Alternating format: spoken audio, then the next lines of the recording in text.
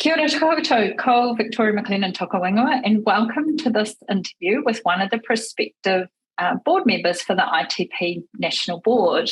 And I'm here today with Ali Kahwaji, who I have just loved getting to know. Fascinating life you've had, Ali, leading to being there, sitting in my old Polytech that I went to, Nelson Marlborough Institute of Technology. So kia ora and welcome. Yeah, Victoria, thank you very much. And thank you for giving me this opportunity to, share my story and be part of the wonderful ITP professionals body. At least with this conversation. Yeah. I'm glad to see you. I think I would love to interview you for a longer podcast and hear about your journey and all. Yeah, definitely. But for today, we've got 4 short questions. Sure. So the first question, which a lot of people find quite difficult to answer, is what are you proud of? I'm proud of bridging people. I'm proud of building communities. There's more than technologies and tools and, this fancy hardware and, fancy, other, platforms and all that. I'm more about bridging people from different backgrounds, from different places, from, with different stories. It's just been a dream that I want to build a one world. Like it's a dream that I feel sometimes it's far from reaching, but then I was like, it's okay. I'll keep pushing and someone will see what I'm doing and carry on my path or what my dream is.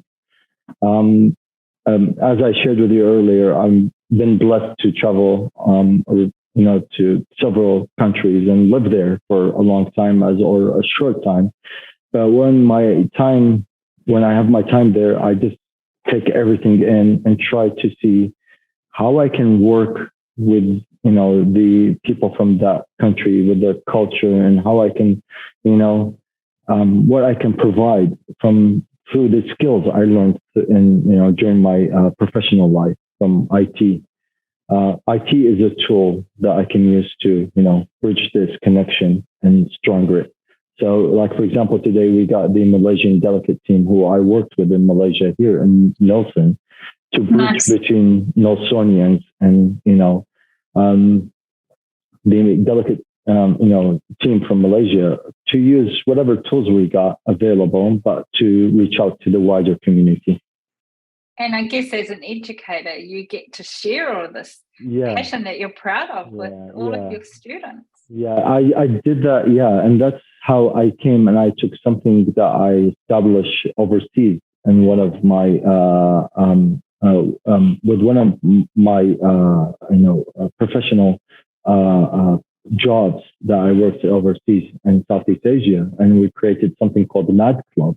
And Mad Club was a mobile application development club with all undergrad students.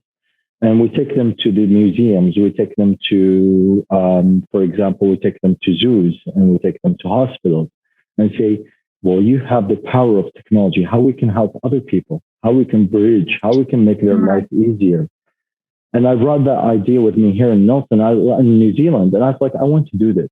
I want to do this here. And I had the chance to do it here in Nelson and with the Nelson IT Student Association. And it was a success.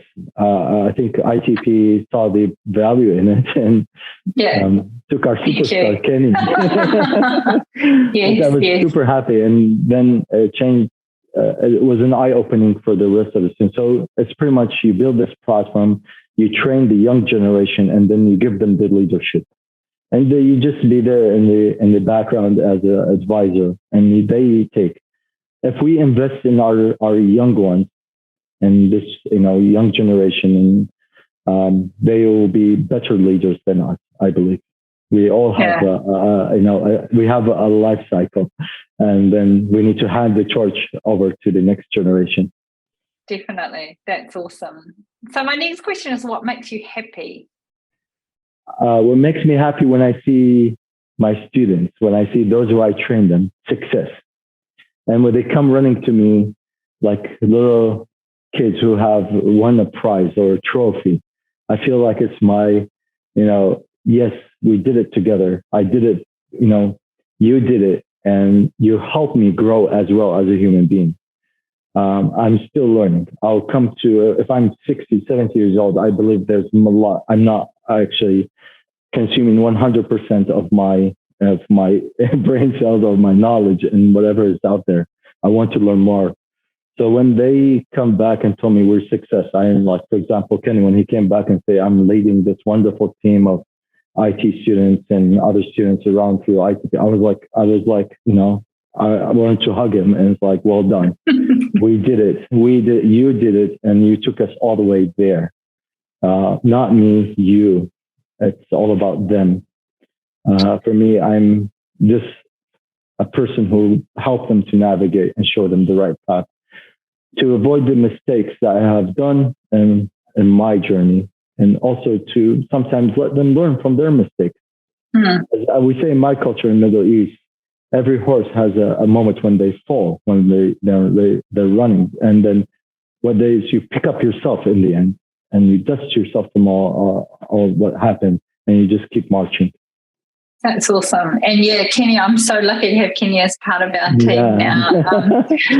Very pleased. We have last year, I can say 80 to 90% of our students who graduated. We did the NISA, Northern IT Student Association, and they got jobs before even they graduate as awesome. IT professionals. And for me, that's a success. When you retain them, keep them here in Nelson, keep this young generation, then you're pumping life into the region.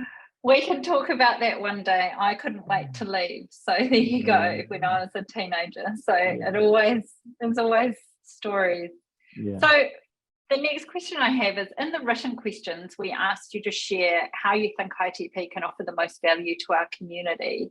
Expanding on this, what do you see as the single most important thing that we as ITP, as an organisation, need to be focusing on today? ITP has a long history, and it's been existing for a long time. I think ITP can take it to the next level to glue these communities and offer more to the communities, first of all, by providing an enterprise platform where not only to promote let's say events and all that, but also provide a source of learning, a source of different tools and people that can come to ITP and learn from ITP. ITP itself as an organization, at some point, I feel it can turn to an educational provider. It can be an educational institute where it can provide either micro-credentials, courses, to training, to other type of skill knowledge, you can say, or skills in a short period of time, and prep these young individuals, or even those individuals who are coming from different industries and transforming into IT. They can provide them that nice, robust, comprehensive, let's say, platform that they can use it and upskill themselves or change their skills that they fit the tech industry. So with IT professionals, I think IT professionals can actually exist and use a sustainable platform where they can build communities, feed into the communities as well by their own young or other population, rather, looking at outsourcing or other resources. We need to look at New Zealand, that in New Zealand, there's a lot of talent, but that talent needs to be nurtured. That talent needs to be taken care of. That talent needs to be maintained. It's not about this flashing, banners and all that. It's more about how we can work consistent, and how we can listen, use our active listening, and how we can build from there as one family, one community. I love it. I love your answer. Yeah. So I guess leading on from that, if you had a bottomless bucket of cash, what would you have ITP invest in to benefit either our members or the wider community or New Zealand as a whole? I think first, if I had a bottomless budget, let's say, for example, which is a dream for me. I love it. When I saw the question, I was like, oh yes, this is what I need right now. I think I will invest in my members first. I will upskill my members. prep them, shield them, give them the right equipment, they're ready. Make sure that I'm taking care of them mentally and I know physically, as well as, taking good care of their well-being.